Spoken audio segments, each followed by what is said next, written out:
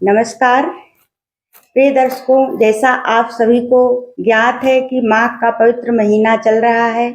18 जनवरी दिन रविवार को इस बार माघ की अमावस्या पड़ रही है। इस दिन हम सभी को पवित्र नदियों में, तीर्थों में जाके स्नान अवश्य ही करना चाहिए। शास्त्रों में इस दिन स्नान और दान की विशेष महत्ता बताई गई है, विशेष लाभ होता है। इस दिन पवित्र नदियों में, तीर्थों में स्नान करके अपने पितरों का तर्पण अवश्य ही करना चाहिए। पितरों के तर्पण के लिए काला तिल, जौ और अक्षत लेकर के कुशा के साथ दक्षिण की ओर मुंह करके पवित्र नदियों में और तीर्थों में स्नान के बाद गीले वस्त्र में उनका तर्पण अवश्य ही करना चाहिए। जिस जातक के कुंडली में पितृदोष हो, उसके लिए विशेष फलदायी होता है। पवित्र नदियों में स्नान करने के लिए काले तिल का भी उपयोग करना चाहिए। शरीर में काला तिल लगा करके अब फिर स्नान करना चाहिए, इससे विशेष लाभ होता है।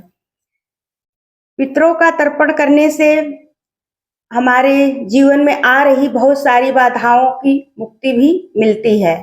पितरों का तर्पण इसलिए करना चाहिए क्योंकि अमावस्या पितरों की तिथि होती है, इसलिए अमावस्या के दिन पितरों का तर्पण अवश्य ही करना चाहिए। अगर आप पवित्र नदियों में नहीं जा पा रहे हैं, घर में ही स्नान कर रहे हैं, तभी भी अमावस्या के दिन पितरों का तर्पण अवश्य ही करना चाहिए और ब्राह्मण को सूखा अन्न, वस्त्र, इन सब वस्तुओं का दान भी अवश्य ही करना चाहिए।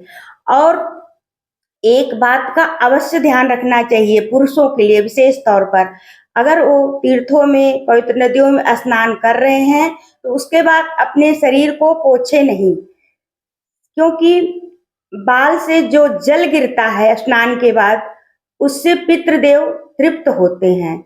इसलिए अपने शरीर को पोछे नहीं, गीले वस्त्र स्नान करने के बाद थोड़ी देर तक उनका ध्यान करें, पितरों का, उनकी मुक्ति के लिए भगवान से प्रार्थना करें और फिर उसके बाद तर्पण करके अब फिर आराम से वस्त्र को बदलें। इस प्रकार से, इस विधान से स्नान करने से बहुत ही शुभ फल प्राप्त होता है। प्रिय दर्शकों, अमावस्या के दिन व्रत का भी विधान है, पर यदि चतुर्दशी युक्त अमावस्या है तो उस व्रत को नहीं करना चाहिए। अमावस्या का व्रत हमेशा प्रतिपदा युक्त अमावस्या को ही करना चाहिए, इससे विशेष लाभ प्राप्त होता है।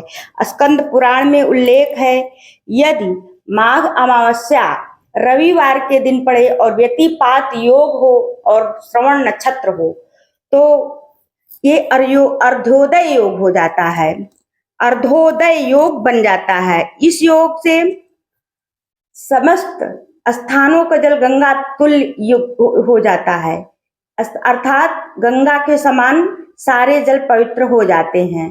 तो अगर आप तीर्थों में नहीं जा पा रहे हैं तो गंगा जी का ध्यान करके आप अपने घर में भी स्नान कर सकते हैं। धन्यवाद।